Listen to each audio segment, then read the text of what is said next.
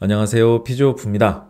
이번 영상에서는 힙플렉션에서 트렁크 스테빌리티 전략이 왼쪽과 오른쪽이 다른 환자들이라는 제목으로 영상을 준비했습니다. 그러니까 이 말은 무슨 말이냐면 실제 제 환자분 중에 A 환자라는 분의 사례인데요. 근데 좌우가 달랐습니다. 그러니까 좌우가 다르다는 것은 왼쪽 힙 조인트에 대한 플렉션을 실시할 때 트렁크 스테빌리티 전략이 다르고 오른쪽 힙 플렉션에 대한 움직임에 대해서 트렁크 스테빌리티 전략이 달랐다라는 얘기입니다. 그러니까 왼쪽 힙 플렉션 할 때와 오른쪽 힙 플렉션 할 때 이 트렁크의 반응이 다른 거죠. 안정성을 취하기 위한 전략이 다른 겁니다. 자, A라는 환자, 제 실제 환자에서 A라는 환자를 들어서 좌우측 비교를 이제 설명을 드리는 영상이지만 실제로 이와 똑같은 현상을 가진 환자분들이 정말 많아요. 그래서 같은 운동을 하더라도 환자마다 결과가 다르게 나오는 이유도 이 사례를 통해서 설명을 할 수가 있습니다. 자, 먼저 이제 후크 라인에서 힙 플렉션의 패턴을 왼쪽과 오른쪽을 이제 살펴보고 그 차이를 살펴보게 됐는데요.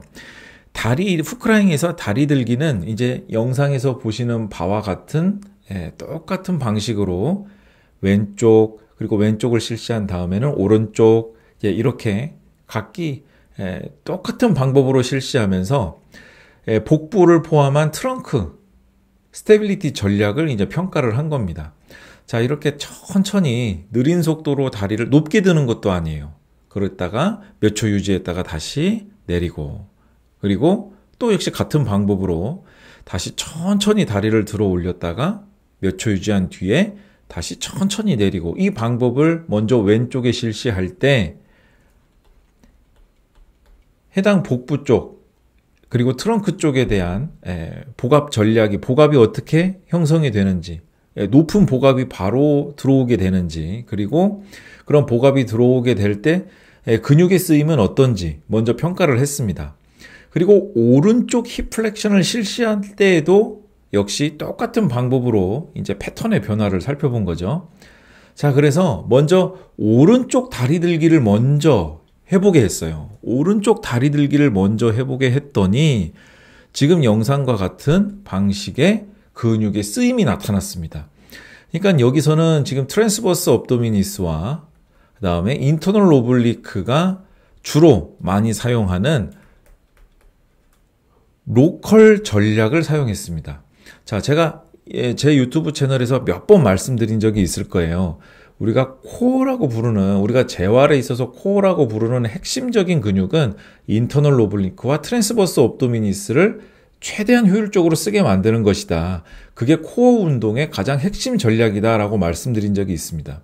자, 그런데 우측 힙 플렉션을 할 때는요, 로컬 전략이 나타나는 거죠. 즉, 다시 말하면 우측 힙 조인트에 대한 안정성은 비교적 양호하다는 얘기입니다. 그러니까 복압을 더 많이 증진시켜서 트렁크를 붙잡고 있어야 할 필요성이 별로 없는 거죠. 오른쪽 힙 조인트, 특히 힙 플렉션에서는 인터널 오블리크와 트랜스버스 업도미니스가 아주 효율적으로 사용하면서 로컬 전략이 잘 수행되고 있기 때문에 높은 복압이 형성할 필요가 없는 겁니다. 자, 그런데 이제 좌측으로 가게 되면 좌측 다리를 들었을 때는 어떤 현상이 나타나냐면 익스터널 오블리크가 제일 주도적으로 수축을 하면서 인터널 오블리크, 트랜스버스 업도미니스 역시 똑같이 세 개가 거의 동시적으로 이렇게 사용되는 모습을 볼 수가 있습니다. 자, 그래서 오른쪽 다리를 들 때는요, 환자의 배에 이렇게 손을 딱 올려놓으면 배의 힘이 오른쪽 다리 들기 할 때보다 왼쪽 다리를 들 때 복부 압력이 쭉 증가해서 훅 힘이 들어오는 것을 느낄 수 있어요. 그리고 지금 초음파 영상으로 보시는 것처럼 익스터널 오블리크, 인터널 오블리크, 그 다음에 트랜스버스 업도미니스가 거의 동시적으로 서로 벌크업이 다 일어나죠. 마치 브레이싱처럼. 사실 브레이싱처럼 일어나는데 촉진을 해보면 익스터널 오블리크가 굉장히 이제 수축이 주도적으로 되어서 배가 딱딱한 이런 전략을 취하는 것을 볼 수 있습니다. 상대적으로 오른쪽 힙 플렉션에 반해서 말이죠. 자, 이렇게 우측과 좌측이 이렇게 서로 다릅니다. 힙 플렉션은 하나의 동작만 가지고도 우측과 좌측의 상황이 달라요. 자, 그러면 여러분들이 궁금하실 거예요. 이 환자의 증상은 도대체 무엇이냐 하고 하는 것인데, 백페인으로 오신 분이고요. 이 환자분은 양쪽 다리에 저림이 있습니다.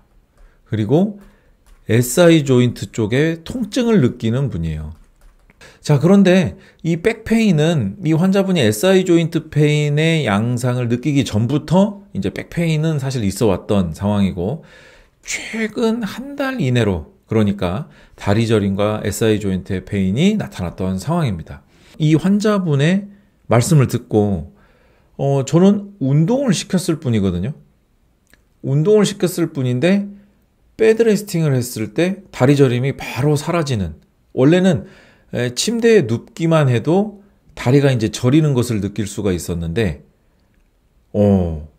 이 연습을 하다 보니 이제 다리 저림이 즉각적으로 사라지는 이제 이런 경험을 할 수가 있었어요. 하지만 SI 조인트 페인의 양상을 가진 지금 이 백페인의 유형은 바로 즉각적으로 사라지지는 않습니다. 그래서 계속 이제 활성화를 시켜야 되는 것이죠. 그러면 어떻게 이 서로 다른 힙 플렉션에 대한 전략을 같이 비슷한 수준으로 통일시키면서 액티베이션하고 운동의 강도를 효율적으로 가져올 수 있느냐 하는 부분인데, 먼저 이런 상황이 있기 때문에 양쪽을 모두 활성화시키는 전략을 사용할 필요가 없습니다. 따라서 스쿼드와 같은 그러한 유사한 운동을 할 필요가 없는 거예요. 처음부터. 왜냐하면 좌측과 우측의 전략이 다르기 때문에 그렇죠. 자, 그래서 먼저 아까 좌측에서 보셨던 것처럼 브레이싱 형태로 익스터널 오블리크, 인터널 오블리크, 트랜스버스 업도미니스의 어떤 이렇게 반응이 들어오는 이런 형태가 된다면, 자, 이런 형태로 지금 수축이 일어난다면요, 사실 지금 백에서는 표면 기립근이 과활성화되고 있다는 얘기입니다. 평상시에 일상생활을 하게 될 때 이분은 심부 기립근을 효율적으로 쓰기가 어려운 환자분이에요. 특히 왼쪽 힙 조인트의 움직임과 관련해서는 이제 더 그러겠죠. 자, 그래서 우리가 복압이 많이 들어오는 쪽, 그러니까 고관절 안정성이 저하된 쪽부터 장요근 활성화를 먼저 시작합니다. 자, 이때는 모두 활성화시킬 필요가 없다고 그랬기 때문에 여기서는 지금 어떻게 시킨다는 얘기예요. 일단 안정성이 떨어지는 쪽만 일리오소아스를 활성화시킨다는 얘기입니다. 자, 그래서 일리오소아스를 어떻게 활성화시킬 것이냐 하는 점에 대해서 제 멤버십 영상에서 나온 부분을 일부 보여드리겠습니다.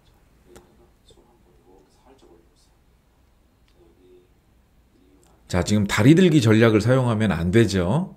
다리 들기 전략보다 한 단계 더 낮은 수준의 일리오소아스 액티베이션을 가야 되는 겁니다. 왜냐하면 지금 힙 플렉션, 다리 들기를 하는 것만으로도, 후크라잉에서 다리 들기를 하는 것만으로도 지금 비대칭이 나타나는 거니까.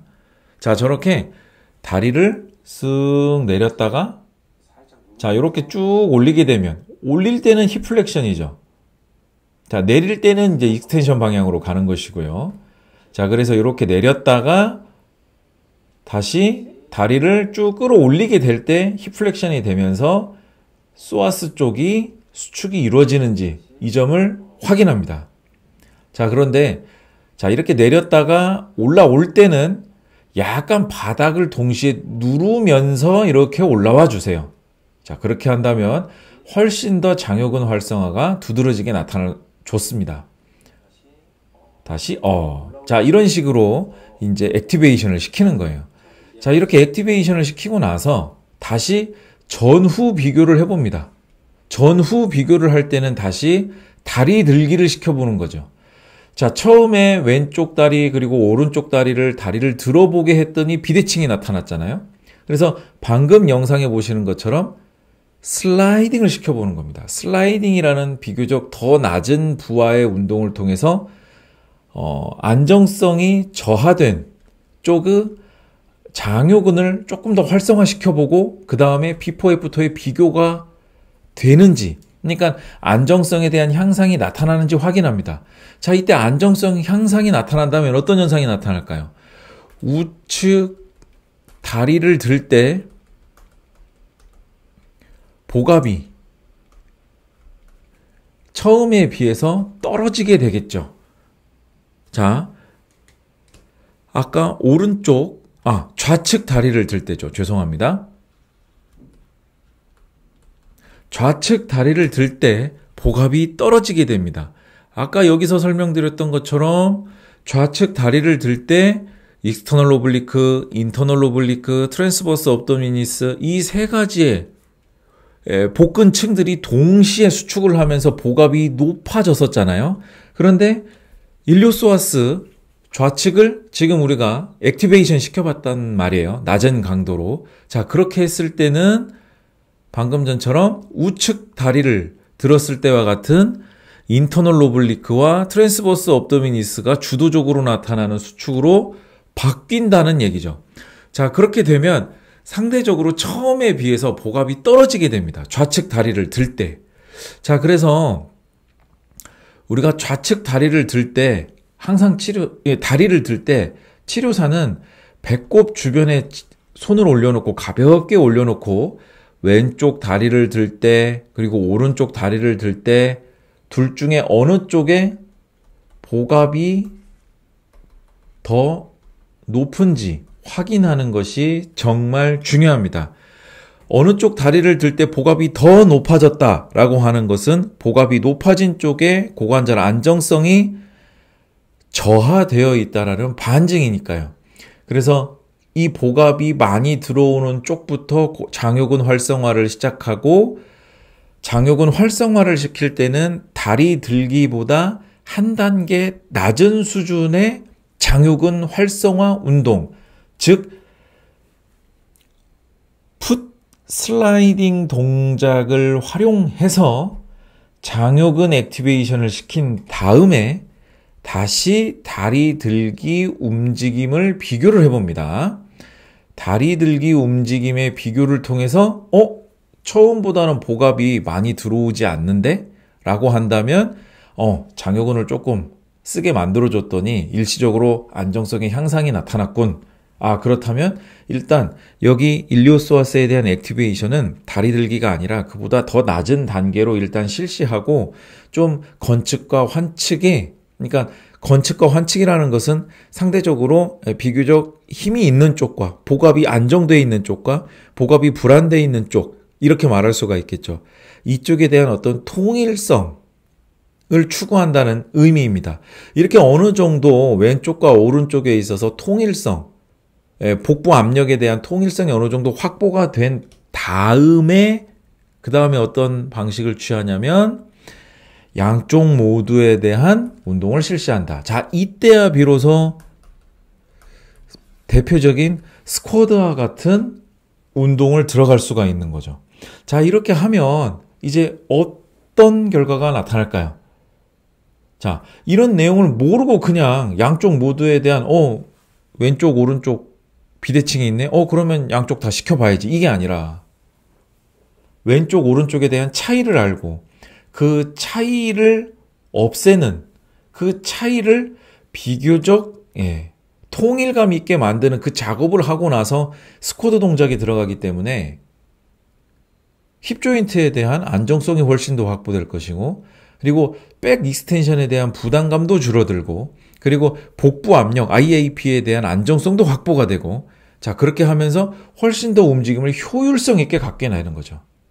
자, 그렇게 알고 우리가 운동을 시킨다면 우리가 정말 어떤 경우에는 효과가 나오는데 도대체 어떤 환자에서는 왜 이게 효과가 미미하게 나오는 거지? 이 질문에 대한 어느 정도 답을 찾는데 도움이 되시리라 생각이 됩니다. 네, 끝까지 시청해 주신 모든 선생님들 감사드리고요. 궁금하신 점이 있다면 댓글로 남겨주시면 감사하겠습니다.